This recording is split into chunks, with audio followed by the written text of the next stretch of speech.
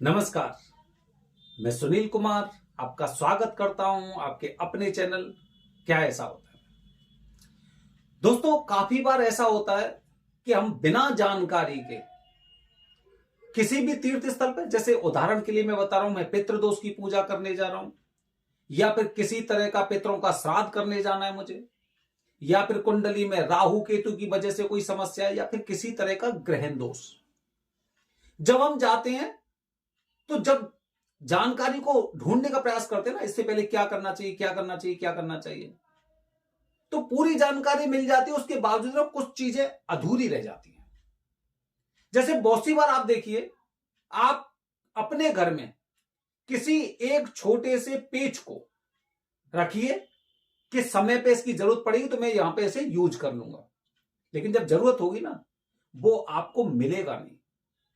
वो सामान कभी नहीं मिलता है, आपने उसे बहुत अच्छी तरह से रख दिया, जब तक वो रहेगा, जब हम दीपावली पे घर की सफाई करते हो सकता तब पा जाए, फिर उसे एक डिब्बे में डाल देते हैं, और डालने के पश्चात जब उसकी जरूरत पड़ती है तो हमें यही याद नहीं रहता कि हमने वो कहां रखा था।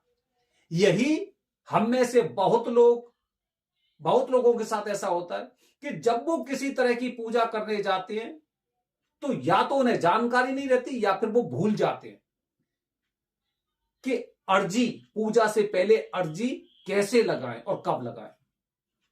अब जो लोग पूजा करने से पहले घर से आ चुके हैं बिना अर्जी लगाए, वो लोग क्या करें?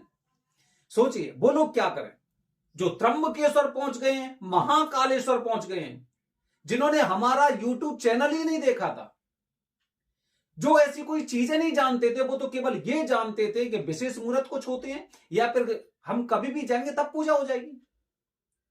तो ऐसे लोग बहुत होते हैं जो जानते नहीं कि अर्जी क्या चीज है।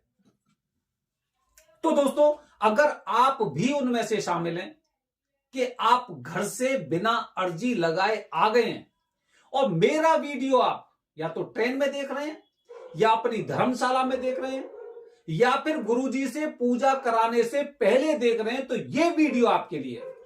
क्योंकि जब तक अर्जी नहीं लगाई जाएगी, भगवान से पहले प्रार्थना करिए ना। आपने देखा, जब वर्ल्ड कप शुरू होता है तो वर्ल्ड कप से पहले कुछ प्रैक्टिस के मैच होते हैं, कुछ प्रैक्टिस के मैच होंगे कि इसका इस टीम से हो रहा है, इसका इस टीम से, एक दूसरे की आजमाइश देखने के लिए कि सामने वाले में कितना दम है।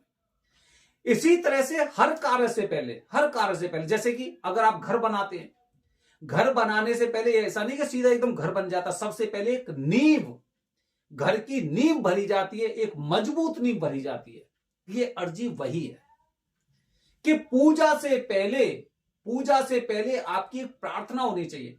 आपने शादी होती है किसी की, तो शादी से पहले क्या होता है, सबसे पहले शुरुआत होती है एक क्या बोलते हैं, पीली चिट्ठी। हमारी तरफ उसे बोलते हैं पीली चिट्ठी। शादी से पहले हर परिवार में एक पीली चिट्ठी जाती है। मतलब यह है कि एक आदान प्रदान के भाई, हमारी इस परिवार में शादी होने वाली इस बच्चे की उस लड़की के साथ, उस तरह का एक संदेश हो गया, पीली चिट्ठी। इसी तरह से दोस्तों, जो अर्जी होती है ना, अर्जी पहले से एक भगवान को की गई एक ऐसी प्रार्थना होती है कि जिससे हम पहले से बता देते ना कि देखिए, हमने पहले ये अर्जी लगाई थी, इसलिए लगाई थी, और इसलिए हम आए हैं। वो अर्जी आपको लगानी बेहद जरूरी होती है। आप या तो आपको जानकारी नहीं, या फिर आपका संपर्क, मतलब जो बाहर के पंडित जी होते हैं ना, ज्यादातर उनके साथ होता है। जब उनके साथ संपर्क होता है तो उनका उद्देश्य होता है सबसे पहले जैसे ही इंसान आ जाए पूजा करा दो। पता नहीं किसी और के पास चला जाए, किसी दूसरे पंडित जी के पास चला जाए, नुकसान हो जाएगा। जैसे ही आ जाए पूजा करा दो। लेकिन हम क्या कहते हैं कि आपको सबसे पहले अर्जी लगानी चाहिए, सबसे पहले अर्जी लगाई जानी चाहिए। तो दोस्तों, अगर आप बिना अर्जी के घर पर आ गए हैं तो इस दिए गए नंबर पर संपर्क करें। सबसे पहले, पूजा से पहले आपको अर्जी लगानी चाहिए। अर्जी एक विधि होती है, जो मैं अपने ऑडियो फाइल के माध्यम से आपको भेजूंगा। वो अर्जी लगाने की एक विधि होती है और फिर अपने गुरुजी से उसकी पेशी की विधि पूछिए, क्योंकि आपने घर से प्रार्थना नहीं की है। तो यहां पर जहां पर भी आप रुके हैं वहां पर अपने घर को थोड़ा सा ध्यान करते हुए पूर्व दिशा में मुंह करके आपको इस तरह की अर्जी लगानी चाहिए और भगवान शिव जी से साथ ही साथ अपनी इस गलती के लिए क्षमा याचना भी करनी चाहिए कि मैं इस बारे में पूरी तरह से अनभिज्ञ था, मुझे बिल्कुल जानकारी नहीं थी, मैं पूजा करने का ढंग नहीं जानता हूं, मुझे जैसे बताया गया था वैसे मैं यहां पर आ चुका हूं। हे भोलेनाथ, मेरे ऊपर कृपा करिए और मेरी गलती को क्षमा करिए और मेरी अर्जी स्वीकार करिए, मैं यहां पर पूजा करने के लिए आ चुका हूं। इस तरह से वो अर्जी की ऑडियो फाइल में आपको भेजूंगा। करीब 1 मिनट 47 सेकंड की अर्जी है, वो आपको पूजा से पहले लगानी चाहिए। जब आपकी अर्जी लग जाती है तो अर्जी के पश्चात पेशी की विधि आप अपने गुरुजी से जरूर पूछिए। अगर वरदानी पंडित जी होंगे तो आपको पेशी की विधि जरूर बताएंगे कि इस तरह से आपकी पेशी होगी।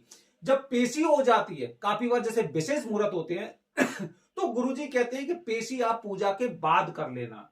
ठीक है, इसी तरह से अगर आप अर्जी लगा चुके हैं तो पेशी आपको जरूर करनी है, चाहे पहले करिए या बाद में करिए, लेकिन पेशी आपको करनी चाहिए। तो दोस्तों, यही जानकारी एक छोटे से वीडियो के माध्यम से मैं आपको देना चाह रहा था, क्योंकि ना आज मेरे पास एक फोन आया और उस फोन में बताया कि काफी लोग जैसे कि ना इधर कर्नाटका की तरफ से या फिर वेस्ट बंगाल की तरफ से बस भरी भरी आती हैं। उनमें से किसी एक इंसान ने मेरा वीडियो देखा होगा कि पूजा से पहले अर्जी लगाई जाती है। उसने अपने साथ के 4-5 लोगों को मेरा वीडियो दिखाया कि अर्जी लगाई जाती है, लेकिन वहां पर जब उन्होंने मेरा चैनल देखा तो चैनल में पता चला तो कि अर्जी होती है, अर्जी के पश्चात पेशी भी होती है। और कितने बड़े ग्रुप में आप पूजा कर रहे हैं, ऐसे ग्रुप में पूजा नहीं करनी चाहिए, वरदानी पंडित जी से पूजा करनी चाहिए। और इस तरह से सभी लोगों ने मुझे एक मैसेज किया कि अर्जी दीजिए। फिर मैंने उन्हें अर्जी की विधि बताई और मैंने उनसे कहा कि ज्यादा बड़े ग्रुप में आपको पूजा करने की आवश्यकता नहीं है। तो दोस्तों, काफी बार ऐसा होता है हम घर से चल देते हैं, घर से अर्जी लगाना भूल जाते हैं। तो आप ट्रेन में लगा सकते हैं, आप बस में लगा सकते हैं, या फिर आप त्र्यंबकेश्वर या उज्जैन पहुंच चुके हैं तो वहां से भी आप अर्जी लगा सकते हैं। अर्जी लगाने में कोई समस्या नहीं है, बस इसके साथ अर्जी में आपको भगवान से प्रार्थना और करनी है और एक क्षमा याचना भी करनी है कि हे देवों के देव महादेव, मुझे इसका जानकारी नहीं थी कि अर्जी कैसे लगाई जाती। मैं बिना अर्जी के यहां पे आ चुका हूं, लेकिन यहां से भी आप मेरी अर्जी स्वीकार करें। बने रहिए हमारे चैनल के साथ दोस्तों। हर हर महादेव, हरिओम।